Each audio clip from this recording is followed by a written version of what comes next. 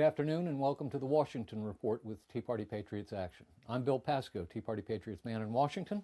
Let's get to it. The Senate will return officially today, but because of the snowstorm, we'll delay the first vote until tomorrow. The House is in recess this week.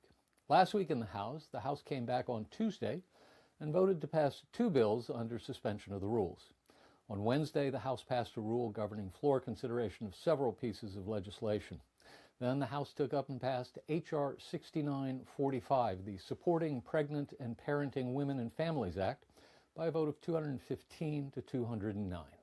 Then the House took up and passed H.J. Res. 140, a Congressional Review Act resolution of disapproval of the rules submitted by the Bureau of Land Management relating to Public Order number 7917 for withdrawal of federal lands in Cook, Lake, and St. Louis counties, Minnesota. On Thursday, the House took up and passed another rule governing floor consideration of H.R. 7148, a three-bill minibus appropriations bill, and H.R. 7147, the Department of Homeland Security appropriations bill.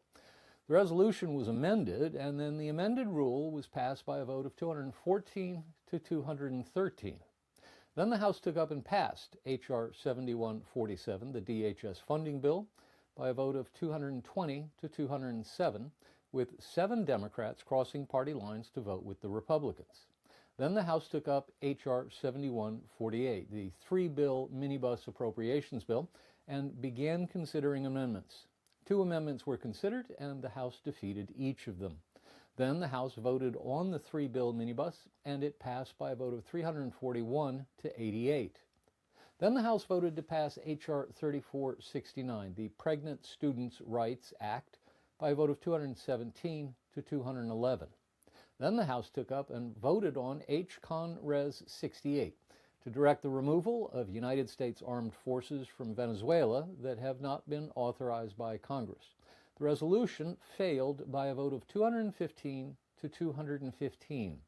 Unlike baseball, where a tie goes to the runner, in the House of Representatives, a measure that receives a tie vote fails. And then they were done. Last week in the Senate was in recess. This week in the Senate was scheduled to come back today, but because of the snowstorm that hit Washington early on Sunday morning, it will instead hold the first vote Tuesday at 5:30 p.m. At that time, the Senate will proceed to a roll call vote on a motion to end debate on the motion to proceed to S. 3627 to require institutions of higher education to disseminate information on the rights of and accommodations and resources for pregnant students. Then, depending on how negotiations work out or don't, the Senate will take up measures to fund the government. We'll talk more about that in a moment.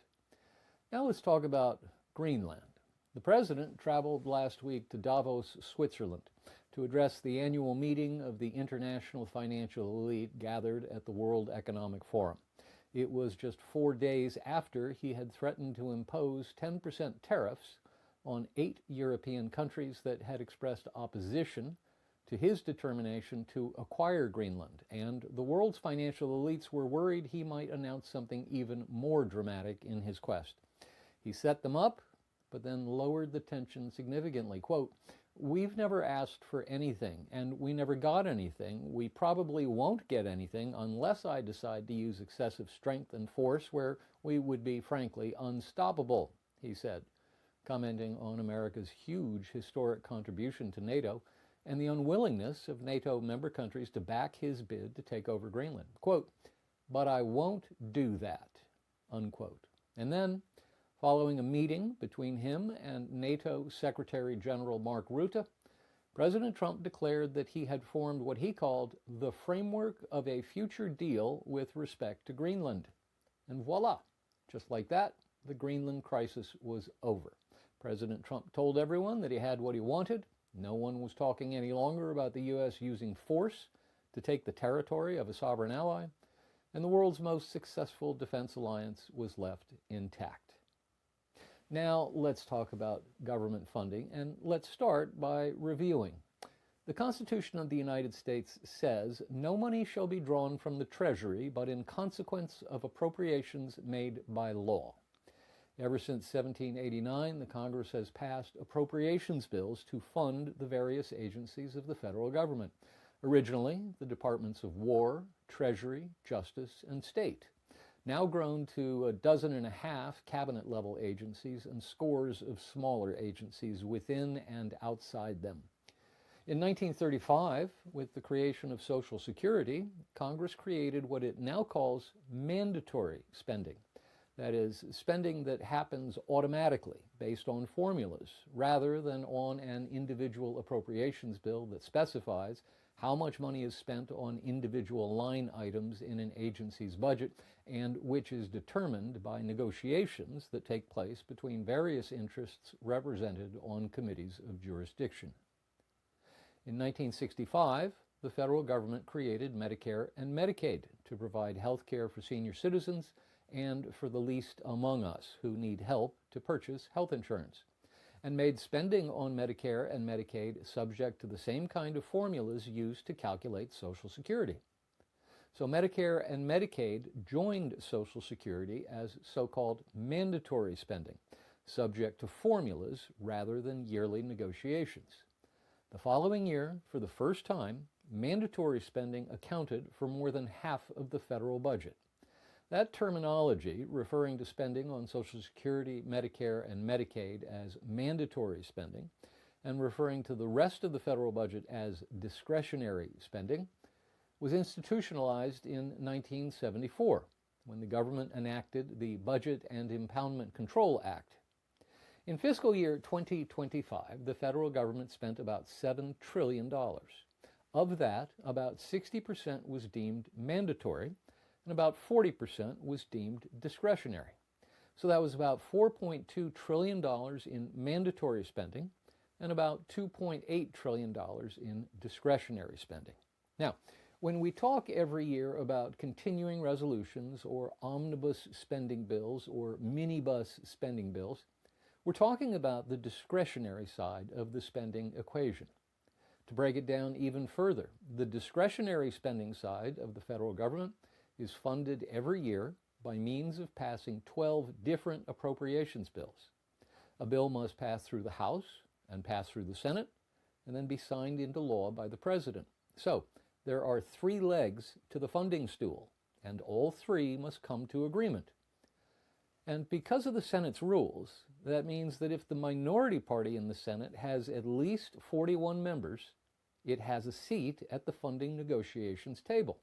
Because if all the members of the minority party stick together and vote no, then the majority cannot overcome a filibuster on the motion to proceed to bring a funding bill to the floor.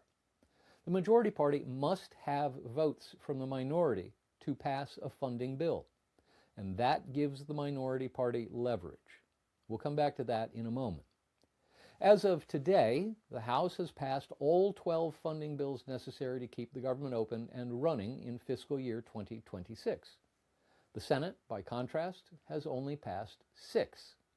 All 6 of those funding bills have been signed into law by President Trump. The Congressional Budget Office has not published yet a consolidated sum of enacted appropriations for these 6 bills, but the estimated total is about $362 billion. How is it possible that the House and Senate have passed half the funding bills necessary to fund the government, but they've only appropriated less than $400 billion out of what will be expected to be about a $2.8 trillion total? That's because they always save the big bills for the end, because they're always the hardest to negotiate. The Defense Department appropriations and the Labor, Health, and Human Services appropriations bills in particular are difficult to negotiate. The Defense Appropriations Bill that passed the House funds about $838.7 billion, while the Labor HHS bill funds about $184 billion. So the House passed the last 6 funding bills and sent them to the Senate as 3 separate packages. The first was a 2-bill minibus package made up of the Financial Services and General Government Appropriations Bill and the Transportation and Housing and Urban Development Appropriations Bill. The second was a 3-bill minibus made up of the Labor and Health and Human Services Appropriations Bill the State Department and Foreign Operations Appropriations Bill, and the Defense Appropriations Bill. The third was a standalone, the Department of Homeland Security Appropriations Bill. So the Senate received 3 bills, not 6. This is important. The Senate is free to repackage them however it wants, but any attempt to split them back into 6 separate bills, or to add them into one giant bill, would require additional procedural steps, and that would take additional time the Senate does not have, because funding for the 6 agencies covered by these 6 appropriations bills runs out on Friday. And if any of these bills are not passed by the Senate and signed into law by then, those affected agencies will be required to shut down, at least temporarily. That's the background for Senate Democrats and their demands on Homeland Security funding, about which we will talk more in a moment. Now let's move to ICE in Minnesota. On Saturday, in a suburb outside Minneapolis, a 37-year-old ICU nurse named Alex Pretty was shot and killed by ICE agents. According to videos from the scene published by the Wall Street Journal and the New York Times, he had moments earlier defended a woman who had just been pepper sprayed and shoved to the ground by an ICE agent. He approached the ICE agents with his phone in his hand and was taken to the ground by multiple agents, then disarmed by one who found the weapon he was licensed to carry tucked into the waistband of his pants. He was shot multiple times by a Border Patrol agent as he lay on his stomach on the ground, and then was declared dead on the scene by the emergency squad team that arrived moments later. Senior members of the Trump administration doubled down, defending the actions of the ICE agents. Deputy White House Chief of Staff Stephen Miller labeled the man a, quote, would-be assassin, unquote, and said he, quote, tried to murder federal law enforcement, unquote. Speaking at a press conference, the commander of the U.S. Border Patrol, Gregory Bovino, said the incident, quote, looks like a situation where an individual wanted to do maximum damage and massacre law enforcement, unquote. But he offered no evidence for the assertion. DHS Secretary Kristi Noem called the man a, quote, domestic terrorist, unquote, and claimed without evidence that his motive was, quote, to inflict maximum damage on individuals and to kill law enforcement, unquote.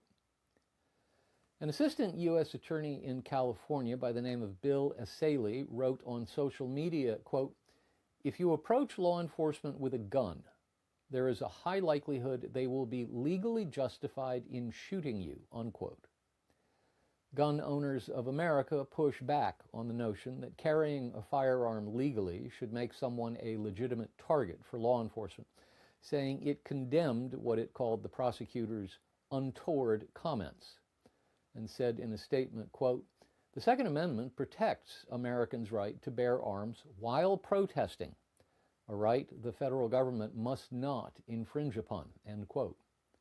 The National Rifle Association said Asaley was, quote, dangerous and wrong, unquote, and said in a statement, quote, responsible public voices should be awaiting a full investigation, not making generalizations and demonizing law-abiding citizens, unquote.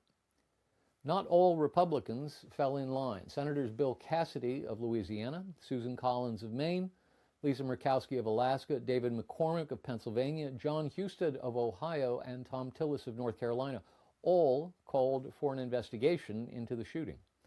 House Oversight Committee Chairman James Comer of Kentucky said on Fox News, quote, if I were President Trump, I would almost think about, okay, if the mayor and governor are going to put our ICE officials in harm's way, and there's a chance of losing more innocent lives or whatever, then maybe go to another city and let the people of Minnesota decide, do we want to continue to have all these illegals?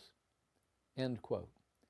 And House Homeland Security Committee Chairman Andrew Garbarino of New York put out a release documenting his invitation for senior DHS officials to testify at an oversight hearing. Democrats, for their part, also doubled down on their position, insisting that ICE be removed from Minneapolis immediately. Senate Minority Leader Chuck Schumer still worried about the possibility of being challenged in a primary election in 2 years by Congresswoman Alexandria Ocasio-Cortez, took the opportunity to solidify support on his left flank by declaring that Senate Democrats would not provide the votes necessary to approve the motion to proceed to the DHS funding bill unless they were allowed to make significant changes to the bill, put restrictions on ICE. Given that the House is out of session this week, and that, therefore, no DHS funding bill could be amended and passed by the Senate and then passed again by the House before Friday's continuing resolution deadline, the likelihood of a partial government shutdown is high. Here's something else to throw into that funding conundrum. In the Working Families Tax Credit bill that passed last year, the reconciliation bill, there was $75 billion included for DHS funding over the next 4 years. It will be parceled out at a rate of $18.7 billion per year, to be added to the $10 billion per year in the annual DHS appropriations bill. In other words, last year's reconciliation bill virtually tripled the funding for DHS, largely so the agency could build new detention facilities and hire more ICE and CBP agents. So if the Democrats make good on their threat, it's quite possible the Trump administration refuses to give in on the thinking that DHS is already funded and they can hold out longer than the Democrats can. On Sunday, after taking and making phone calls all day to hear from others, President Trump took the time for a short interview with the Wall Street Journal. In that interview, less than 24 hours old now, the president declined to say whether the federal officer who fatally shot a man in Minneapolis this weekend had acted appropriately, and said the administration was reviewing the incident.